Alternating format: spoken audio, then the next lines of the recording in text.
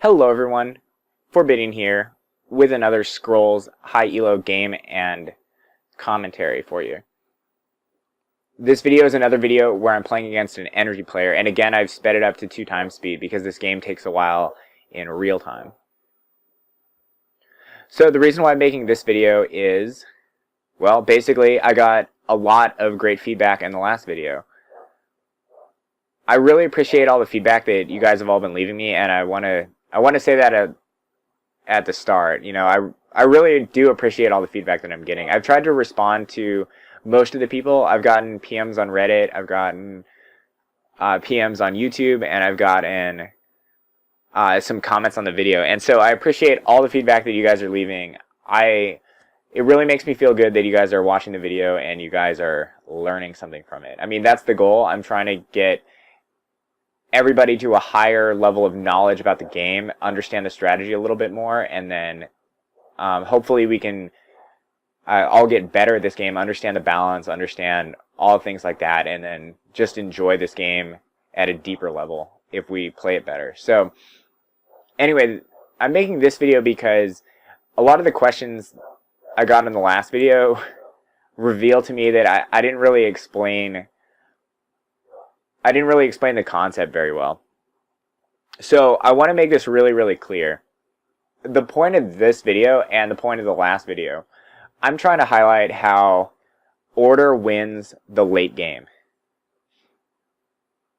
That's really the point I'm trying to make. Order has, if you're familiar with Magic the Gathering terminology, and I recognize not everybody is, and so if this is your first CCG, TCG, then props to you. I think this game is really fun, and I think that you'll enjoy it a lot. But if you're familiar with Magic the Gathering, then you probably know about inevitability. Basically, the deck that wins the late game has inevitability, and playing a deck that has inevitability is a lot different than playing the other deck. If you have inevitability, then you want to shoot for the late game. You want to play defensively, and you want to make as few mistakes as possible and trade down as much as possible. If you are a deck that does not have inevitability, then you need to take a lot more risks.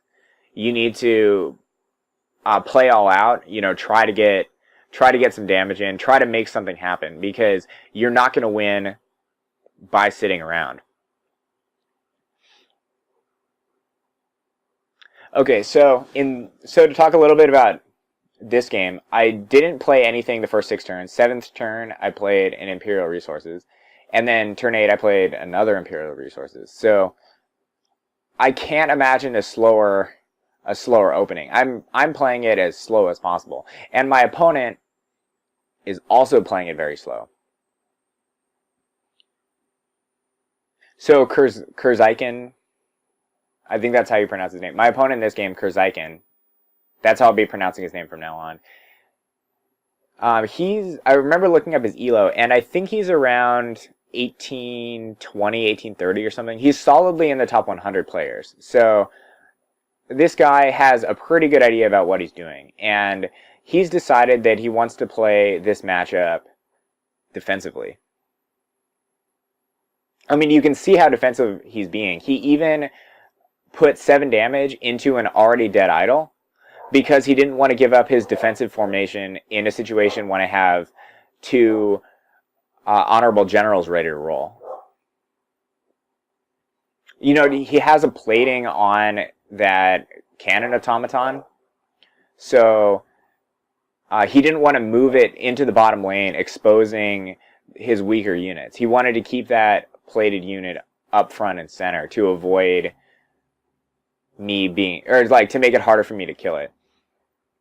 And then specifically on that turn, this is a misclick. I've actually done this before. It really bothers me, but maybe it's because I'm used to playing other games, but if you click on the icon of a unit, it doesn't cast a spell on the icon. Like, all the spells are based on the hexes that you click, not the unit, not the actual image of the unit. So what happened there was I tried to cast a speed on an honorable general, but I clicked on the honorable general, so it turns out I actually clicked on the hex that the Vanguard was on. So I gave a Blessing of Speed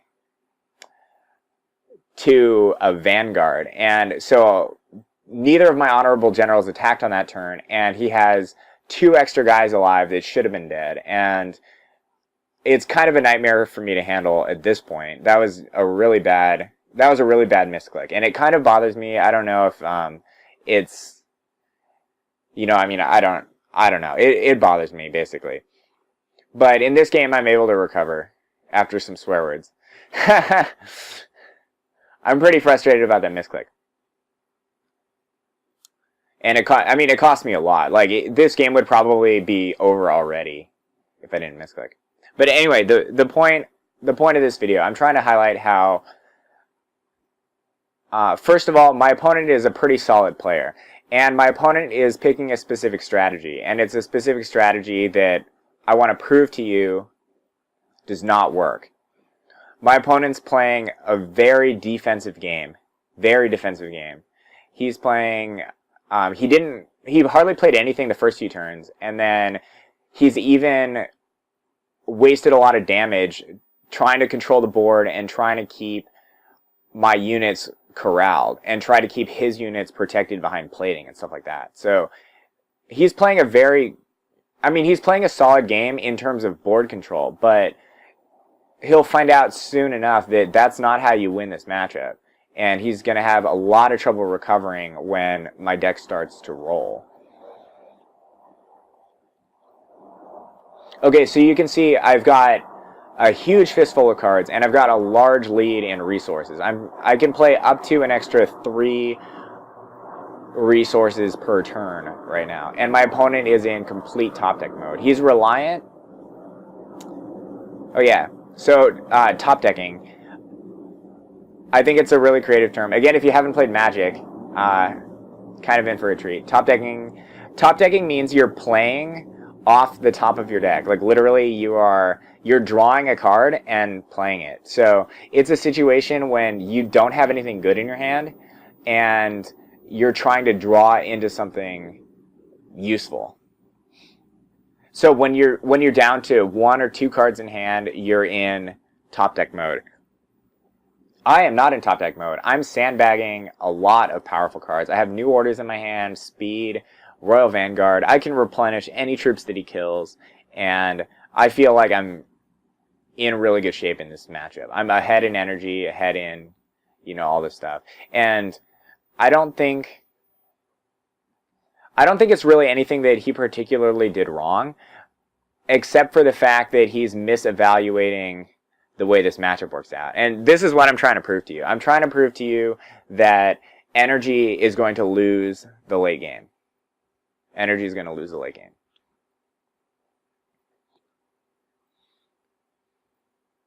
And that's the point of this video. I think I did not describe it very well in the last video, but that's the entire point of this video and the last video, is to show that energy has to try to play aggressively, because if they don't play aggressively, if they play as defensively as my opponent is playing in this game, then they're going to get rolled when the late game rolls around, I guess.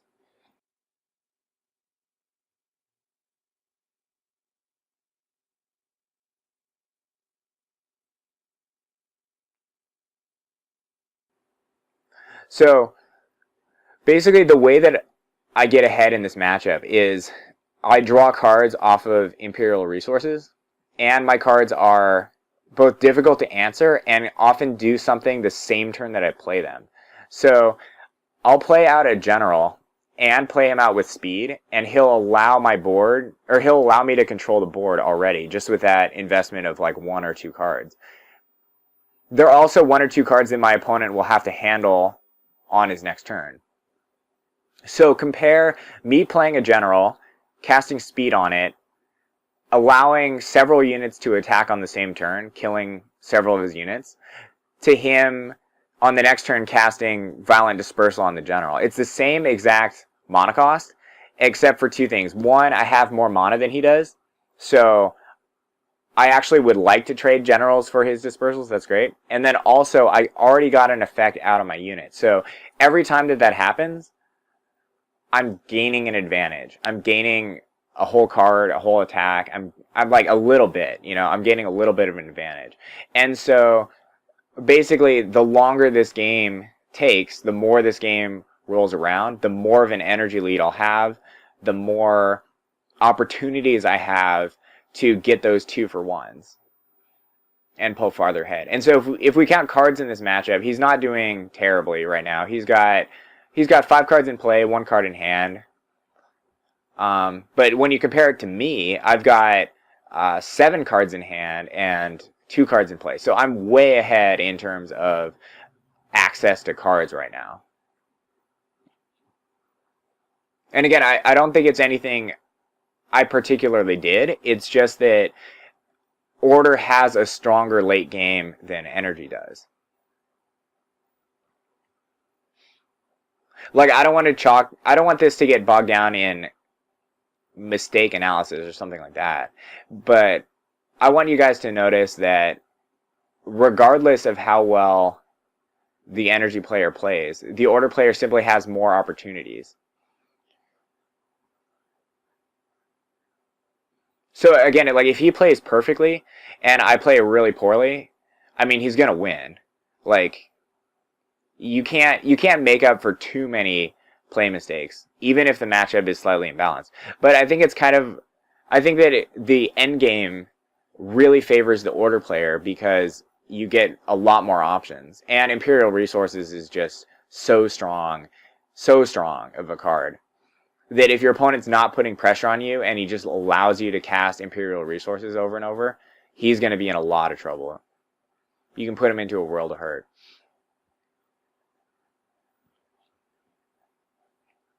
I mean, if we do another card count, he's now got 5 cards in play.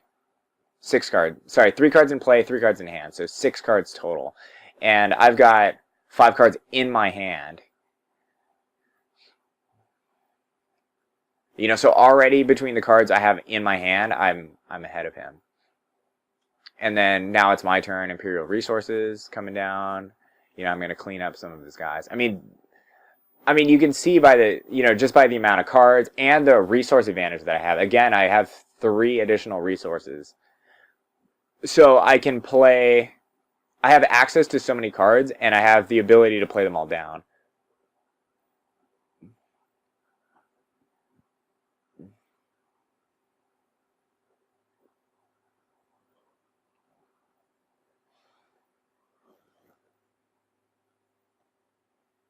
I don't know if he has a Kabong, or I don't know if he has a plating or a potion of resistance on that cannon automaton. I forgot. He has some sort of enchantment on it, but I don't know what it is or what the answer is. But either way, I don't have a Kabong. Well, that's one good way to get rid of an enchantment, is you just remove it with pushback.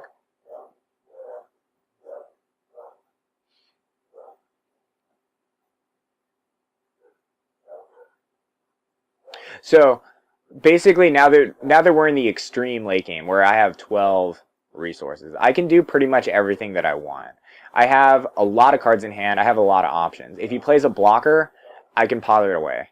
If he plays, I even have a general down. I don't have a speed right now, but I have a Waking Stones. If I get in any trouble, I can drop a Waking Stones. I got a Skirmisher. I can put more pressure down. I discard the Waking Stones, but basically, I have a lot of cards. I have a lot of options with what I want to do in this game. And when you compare it to my opponent, he's only got 3 cards in hand. It's going to be really hard for him to find the exact correct card that he needs, exactly when he needs it, in order to take advantage of an opportunity. So right there, he had a good answer. He had the... Do I have a Pother? Oh no, I want to kill the Ether Pump. Okay, so think about that last turn. He had the answer to my general. He had a Violent Dispersal. That was good. And his only other drop, he made a Gravelock.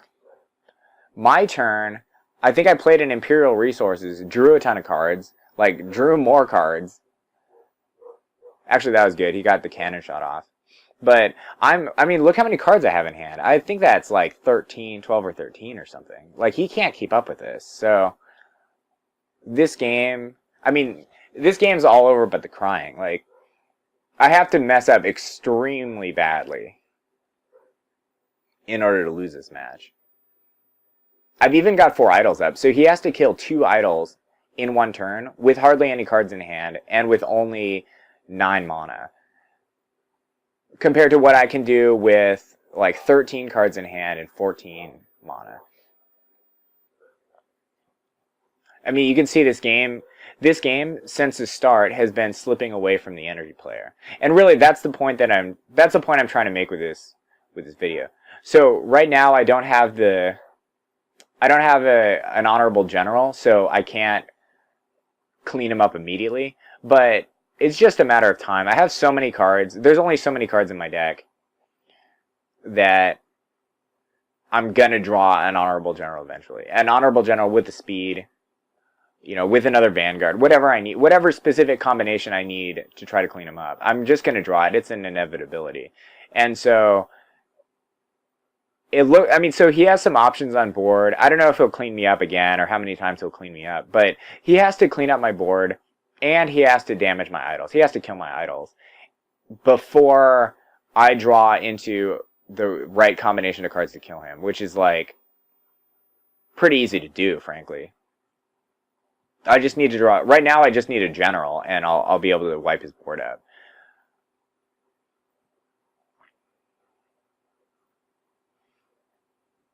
So I don't get a general, unfortunately, but you know, it's just a matter of time. I might lose my bottom idol in the next turn or two, or I might try to. I think I'm trying to wipe him out without the use of an honorable general.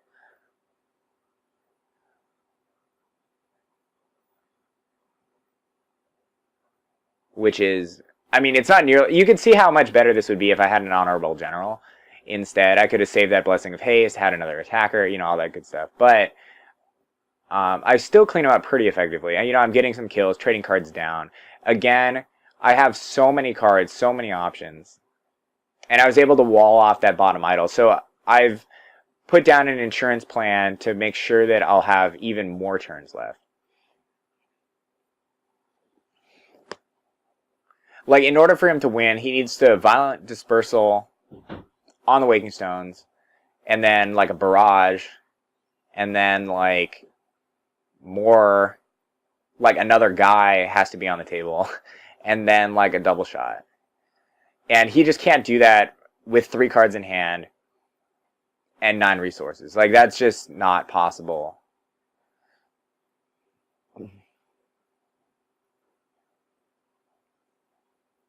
So unfortunately, another turn, still no honorable general. Looking for that combination. I think by the time I get an honorable general even, he'll probably be able to clean up my Vanguard. And so it'll be another turn, or it'll be another round around my deck before I'll be able to wipe him off. But I hope that this is clear to you, the viewer, that energy is not going to win this late game. The longer the game lasts, the more advantages the order player has. The more chance they have to draw into that combination to wipe off their opponent. The more cards they have in hand, like the more resources they have, the bigger the advantage that they have is. Okay, so I drew the honorable general, and I probably can wipe him out. I don't know what I'm doing here with the math. I should have played the honorable general on the other side. And yeah, I don't know what I'm doing. I could have put the honorable general down between the Vanguard and the Knight, and then killed the Gravelock Elder with it. I don't have the new orders, but that would have been a solid kill. And then also I could have put another creature down either in front or behind. I'm not sure about how the math exactly would break down. And also clean up that mini cannon automaton. So I could have played that turn a lot better, but it was still a very powerful turn. I've got, you know, you saw I played out the general. I got a lot of use out of it, and then he was forced to answer it with a violent dispersal because he doesn't want to see. He doesn't want to wait to see what I have in store for him the next turn with a general on the board. So he has to violently dispersal it, and I'm up so much tempo and so much card advantage. He answered my honorable general with a card that cost the exact same amount in a situation where he's behind by 5 resources and in a situation where he's behind on cards. So, and honestly, Violent Dispersal was the best card he could have had. He didn't have any other answers for the general. So he was, if anything, lucky, quote unquote, to have that Violent Dispersal to answer the general. Or it would have been a lot worse for him the next turn. Okay, so I hope that this video has been a little bit more clear. I don't know how much time is left. I actually don't have a timing window, but it looks like I'm kind of cleaning him up. So I think my opponent will probably resign in the next couple turns. But what I hope is clear to you is that Order has a huge advantage when it comes to the late game. That's really the point that I'm trying to make. And so, as a corollary to that... Oh, I don't know what I'm doing.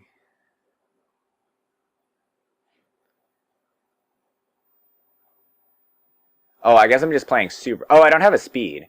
Sorry. I don't have a speed in my hand. That's why I can't clean him up. I need to draw a speed. This is crazy. So, okay. Anyway, I hope it's clear to you that Order just wins the late game. There's nothing Energy can do after a certain point. You know, they can continue to do some damage to the idols since I think he killed the first idol on around turn 12 or 15 or so. And then he was able to bring down that second idol in the bot lane. But in order for him to win, you know, he had to make a lot more progress, I think, earlier in the game, because I'm just getting farther and farther ahead the longer this game goes on. And that's really the point I'm trying to make. So, Order has an advantage. Oh, that was pretty fortunate. I bothered the Gravelock Elder, hoping for that 50-50 chance to knock him down and then be able to kill him. And then it paid off. That was good. It's always good when stuff pays off.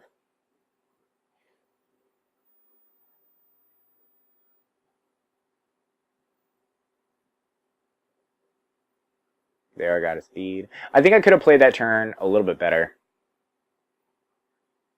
But still, it's kind of like resign time for my opponent. So, okay, to recap. The point I'm trying to make is Order has an advantage in the late game, and most Energy players, all of them so far that I've run into, have not understood that. And they've played this matchup as though they would win the late game. And so they've played very passively. They've allowed me to develop my board, develop my hand, and develop my resources in play. Right now I'm up to 15 resources. I can play pretty much anything that I want. This was a turn. I cast an Honorable General and an Imperial Resources on the same turn. Like, I have so many cards and so much mana right now. There's no way he can keep pace with this. So, okay, so yeah, my opponent scoops right there. So, the point I'm trying to make is both a tip to Order players and a tip to Energy players, really. If the Energy player is playing really passively, all you have to do to win is shoot for the late game, if you're Order. All you have to do is shoot for the late game, and then you win. And I think I've proven that between this video and the last one, that it's just a slow grind, but you pick up cards at every opportunity. There are so many opportunities for you to gain massive card advantage and massive tempo advantage, where your opponent just falls like too far behind and he can't win. So, anyway, that's the Order's counter to Energy playing passively. So something I haven't experienced yet is what happens if Energy plays aggressively. And honestly, I don't know. I think that Order has it covered anyway, because Order's creatures are very like they're durable and they're good at fighting. So I don't know how it would break down. It would be about energy, like getting an offensive wave going, and then order forced to play into it, and then energy would have opportunities to use its powerful spells like burn and, you know, thunder strike, whatever it's called, thunder surge. You know, so I don't know how the matchup would break down. I do know that I've never played against an energy player that's tried to play for the early game, and I know I've never lost to an energy player who has tried to shoot for the late game, which has been everybody. Every energy player I've run into since around, you know, 300 rating or so has tried to play defensively against me, tried to outlast me. But it's funny because I'm trying to outlast him, and guess who wins? You know, Order is going to win that every single time. Or if not every single time, they're going to win it, you know, 80% plus of the time. I don't see Energy as being able to win that matchup without a lot of breaks. So anyway, I apologize for the last video that I don't think I made that point very clear, because a lot of people were basically talking about different things, and I was kind of confused about some of the responses that I was reading, and I didn't understand where people were coming from until I really thought about it, and I realized that I didn't make myself clear. The point I'm trying to make with this video and the last one is that Energy has the late game. The point I'm trying to make is Order has the late game. Order will win in the late game. And it's up to Energy to try to make something happen. Order has inevitability. Energy's got to make a play. And I don't know what that play is. I don't know if it's in the cards. But I do know that you can keep bashing your head against the wall as an Energy player and like try to beat the strategy by outlasting the Order player. But you can see that the ball just gets rolling, and it's ridiculous. Like, that whole game I had 7+ cards in my hand every turn. I had, you know, 12, 14 resources every turn. It was just a matter of time before I drew into cards that were into the right combination of cards to wipe Energy off the board in one turn. And then as soon as I did, it was just game over. He resigned. So maybe the Energy player can play the odds, and like maybe the Order player gets unlucky and just never draws the cards that he needs. But when you see so many cards, that's a slim shot. Like, at some point you're going to draw what you want, and then it's going to be over. So with that in mind, that the Energy matchup with that in mind, that Order has inevitability in the matchup, that it's up to Energy to do something. Energy has the impetus to act. They need to do something, otherwise they lose. So with that in mind, I wonder how this matchup is going to break down strategically. So far, I haven't run into any Energy players that understood that, and so far I've rolled every single one that tried to play defensively against me. So I'm hoping to see some Energy players get in the driver's seat, take up the reins, and put the pedal to the metal and try to make a play happen. Try to make the game more interesting through the mid-game. Especially than me just saying draw go for 6 turns and then play Imperial Resources twice.